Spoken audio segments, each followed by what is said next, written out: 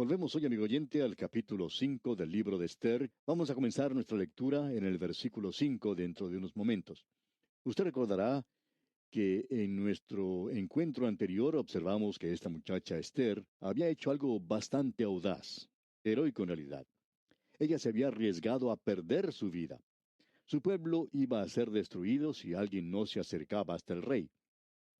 Y ciertamente ninguna persona de su pueblo podría haber hecho eso, y ella era la única esperanza que ellos tenían, es decir, mirando las cosas desde el punto de vista humano. Y después de todo, Dios la había ubicado a ella en ese palacio por medio de su providencia. Estamos seguros que Esther nunca hubiera dicho que estaba en ese lugar gracias a la voluntad de Dios, y en realidad ella nunca menciona el nombre de Dios. Pero ahora ella se presenta ante el rey. Y sabe, amigo oyente, todos nosotros vamos a estar delante del rey algún día. Cada creyente deberá presentarse ante él para ver si recibe una recompensa o no. Ese es el tribunal de Cristo o el bema de Cristo. También existe el gran trono blanco donde los perdidos tendrán que presentarse. Y si usted es salvo, o si no lo es, tendrá que presentarse en uno de estos dos lugares ante el Señor Jesucristo. El creyente tendrá que presentarse ante Cristo para ver si recibe o no una recompensa, y los perdidos tendrán que estar delante de Él para ser juzgados según sus obras. Notemos aquí en esta historia lo que hace el rey. Él extiende su cetro hacia Esther. Cuando ella se presentó en ese lugar, tendría que haber sido algo muy hermoso de contemplar. Ahora vemos que ella es también una persona maravillosa, y el rey extiende su cetro de gracia, digamos, hacia Esther. En el día de hoy, en realidad, nuestro Señor está reinando, no aquí en esta tierra, pero Él está reinando en el sentido que Él está extendiendo a este mundo perdido su cetro de gracia. Ya hemos visto cómo Él está obrando, porque en el momento en que el rey vio a Esther, le extendió su cetro de gracia, y le da también, por así decirlo, un cheque en blanco. Es decir, nadie había escrito la cantidad en él. Sin embargo, ya estaba firmado por el rey, por así decirlo. Él dijo, la mitad del reino es tuyo si lo quieres. Cualquier cosa es tuya, hasta la mitad del reino. Y podemos apreciar la mano invisible de Dios en esto. El rey se da cuenta que está ocurriendo algo que es de urgencia. Entonces, él dice que le va a entregar a ella todo y le extiende, por así decirlo, ese cheque en blanco. Y para nosotros también esto es algo maravilloso. El apóstol Pablo podía decir, mi Dios pues suplirá todo lo que os falte. Y hoy Él nos ha dado también esa clase de cheque en blanco y Él suplirá todas nuestras necesidades. Esto es algo maravilloso, ¿no le parece? Tenemos un rey magnífico, pero es mucho más que eso para nosotros. Él es nuestro Salvador. Él es el Salvador del mundo. Ahora el rey está haciendo todo esto por Esther. ¿Por qué? Gracias a la providencia de Dios.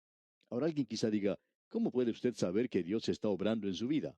Pues bien, leamos lo que dice el libro de Proverbios, capítulo 21, versículo 1, donde dice, como los repartimientos de las aguas, así está el corazón del rey en la mano de Jehová. A todo lo que quiere, lo inclina. Usted puede pensar que algunos de los gobernantes actuales son muy crueles, brutales, sin Dios, y eso es cierto, pero en realidad el corazón está en las manos del Señor. Dios lo puede oprimir en el momento que quiera y quitarlo de aquí. Y Él puede hacerlo correr como el agua que se dirige pendiente abajo. Y Dios está obrando aquí de una manera muy notable. Permítanos leer el versículo 5 porque Esther no realizó su petición ante el rey. Lo que ella hizo fue pedirle al rey y a Amán que fueran a comer con ella la comida que se había preparado, y ella daría a conocer su petición entonces. De paso, podemos decir que en el versículo 4 tenemos un acróstico en el idioma hebreo que deletrea el nombre de Dios. Personalmente no le damos mucha importancia a eso, simplemente nos limitamos a destacarlo en esta ocasión. Así es que se le envió un mensaje a Amán y en el versículo 5 de este capítulo 5 de Esther leemos, respondió el rey, daos prisa, llamad a Amán para hacer lo que Esther ha dicho. Vino pues el rey con Amán al banquete que Esther dispuso. Podría haber sido entonces cerca de la hora de comer, y el rey termina todos sus negocios y dice, bueno, ahora que busquen a Amán para que venga aquí. Ahora esta joven es muy tímida y podemos darnos cuenta de su reacción.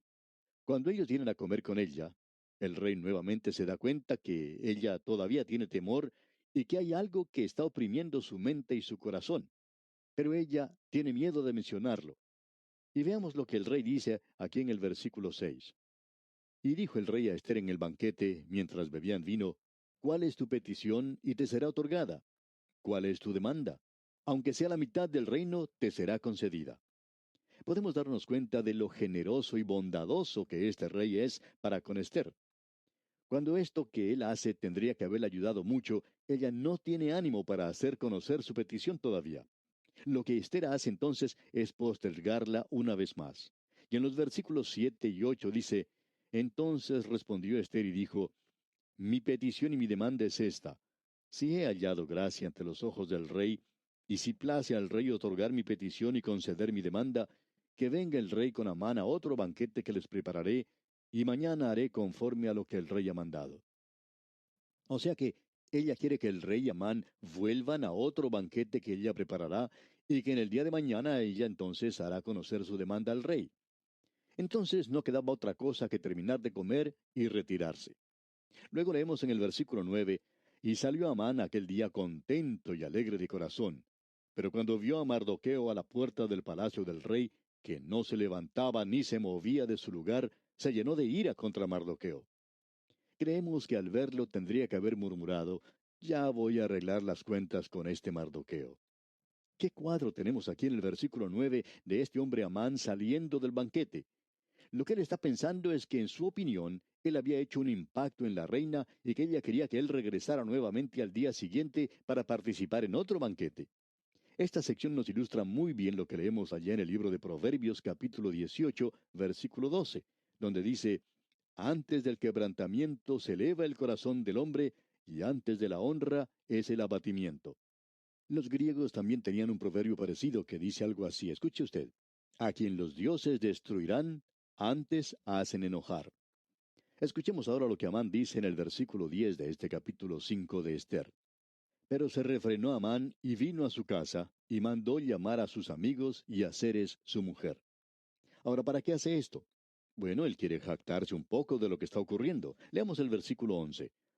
Y les refirió Amán la gloria de sus riquezas, y la multitud de sus hijos, y todas las cosas con que el rey le había engrandecido, y con que le había honrado sobre los príncipes y siervos del rey. Él se está jactando y ufanando en tres formas diferentes. Y esto es lo que hacen muchas personas hoy. Primero, él se está jactando de sus riquezas, de todas sus posesiones. Hay muchas personas en la actualidad a quienes les gusta jactarse de haber logrado amasar millones y que son muy ricos, y es muy fácil para un hombre hacer alarde de algo así. En segundo lugar, Amán se está jactando de sus hijos, y posiblemente él también se ufanaba de sus nietos. Luego, en tercer lugar, él se está jactando de haber sido promovido y de ocupar una alta posición. Este hombre Amán se está jactando de todas estas cosas. Ahora, en el versículo 12 leemos, y añadió Amán, también la reina Esther a ninguno hizo venir con el rey al banquete que ella dispuso, sino a mí, y también para mañana estoy convidado por ella con el rey. En otras palabras, esta es otra cosa de la cual él puede hacer alarde. Él piensa que es un verdadero galanteador y eso es lo que está diciendo. Es muy humano, ¿no le parece? Pero también es muy villano y bribón. Esas son cosas que él podía considerar a su favor, pero tenía algo que realmente le molestaba, y eso pesaba mucho más que cualquiera de las otras cosas mencionadas, y estaba en su contra. Leamos el versículo 13 de este capítulo 5 de Esther. Pero todo esto de nada me sirve cada vez que veo al judío Mardoqueo sentado a la puerta del rey.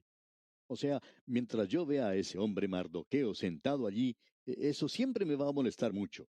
Y una vez más debemos destacar aquí el hecho que este hombre, con su espíritu herido de esta manera, revela que son las cosas pequeñas las que le molestan más.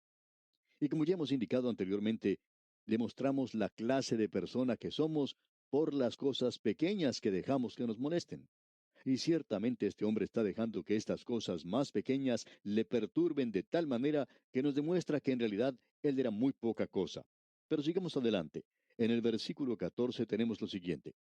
Y le dijo Ceres, su mujer, y todos sus amigos, hagan una horca de 50 codos de altura, y mañana di al rey que cuelguen a Mardoqueo en ella, y entra alegre con el rey al banquete.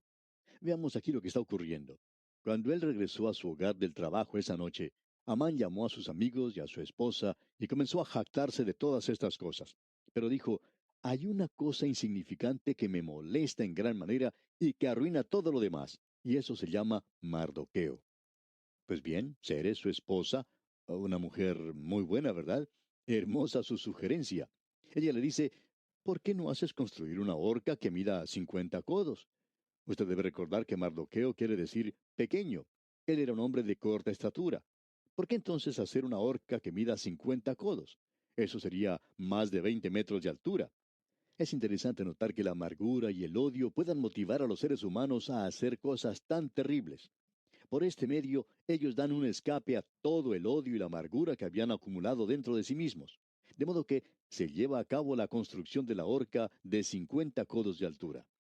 A Amán le agradó mucho la idea de su esposa, así es que inmediatamente él ordena que los obreros comiencen la tarea. Y durante toda esa noche uno podía haber escuchado el martillar y el acerruchar la madera mientras estos hombres trabajaban en la ciudad de Susa construyendo la horca para Mardoqueo. Esto era algo fuera de lo normal quizá para que esta gente trabajara durante la noche, pero durante toda la noche trabajaron para construir la horca. Y llegamos ahora al capítulo 6, y lo hemos titulado El rey que no podía dormir de noche. Este rey tuvo una noche muy desvelada y queremos observar lo que pasó. Leamos el primer versículo de este capítulo 6 de Esther. Aquella misma noche se le fue el sueño al rey, y dijo que le trajesen el libro de las memorias y crónicas, y que las leyeran en su presencia.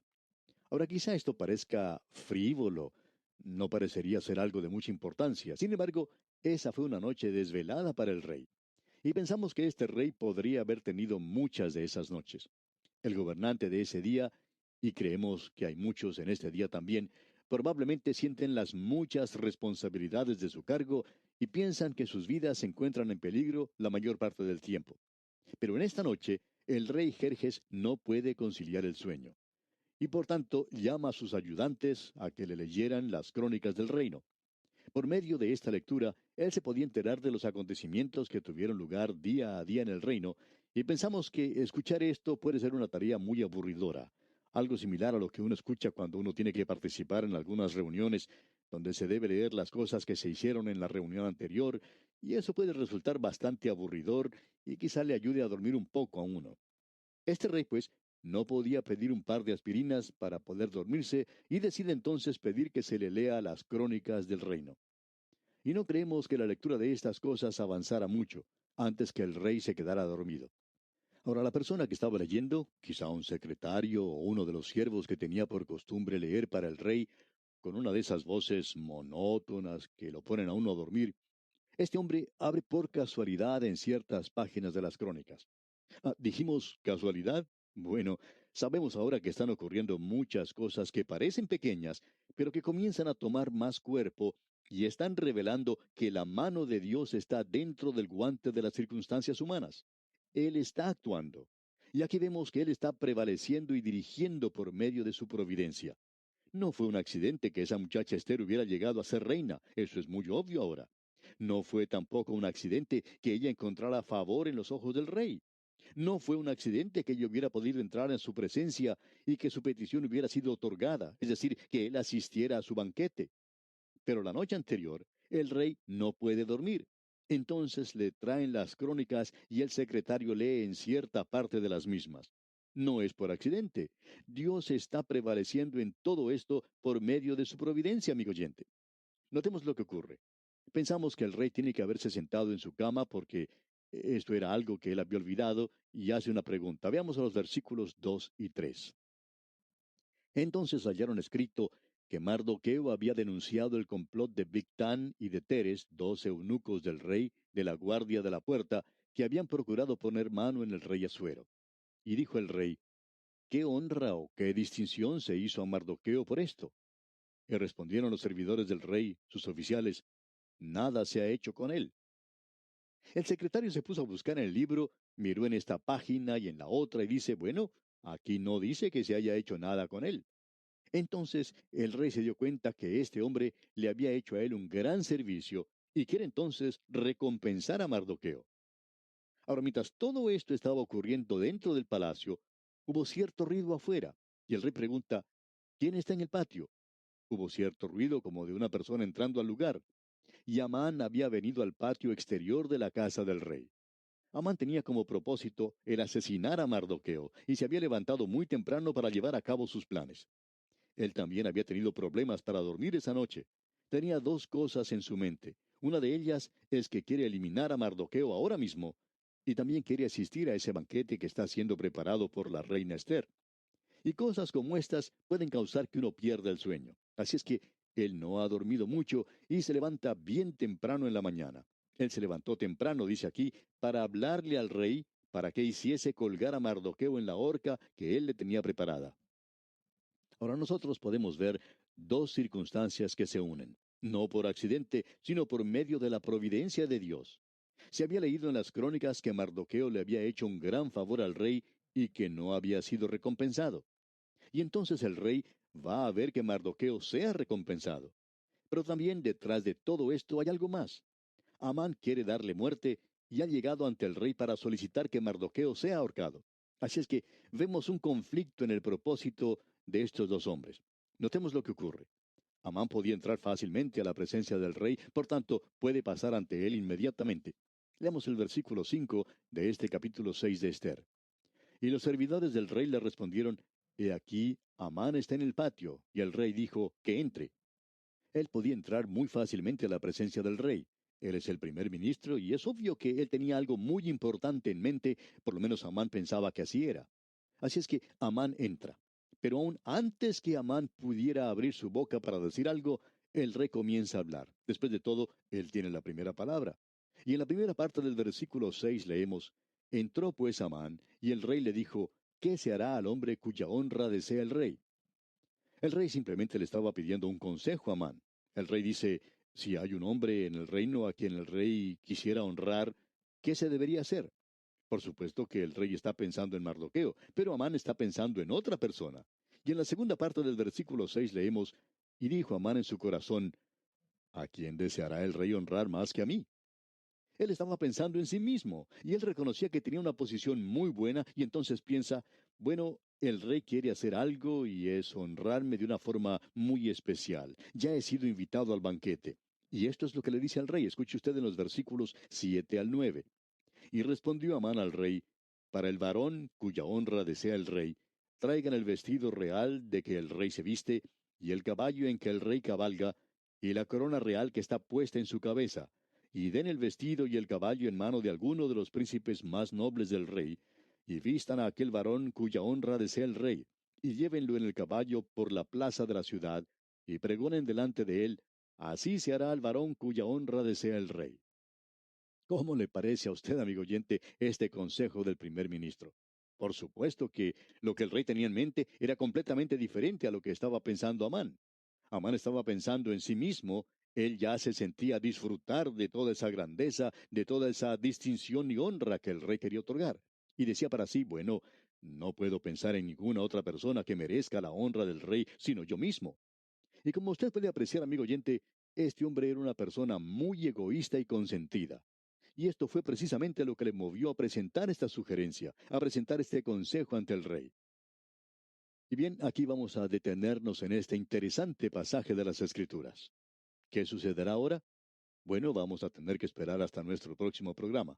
Pero cuando uno lee esto, amigo oyente, de pronto descubre que aún aquí, detrás de esta solicitud, detrás de esta sugerencia o consejo que presenta Amán, hay una trama del mismo Amán, y podemos notarla al evaluar esta osada sugerencia o consejo que él presentó al rey. Y hablaremos de esto, Dios mediante, en nuestro próximo programa. Le sugerimos leer el resto del capítulo 6 de Esther y ver si usted descubre cuál es la trama de Amán. Será pues hasta nuestro próximo programa. Dios mediante, que las incontables misericordias del Señor sean con usted, ahora y siempre.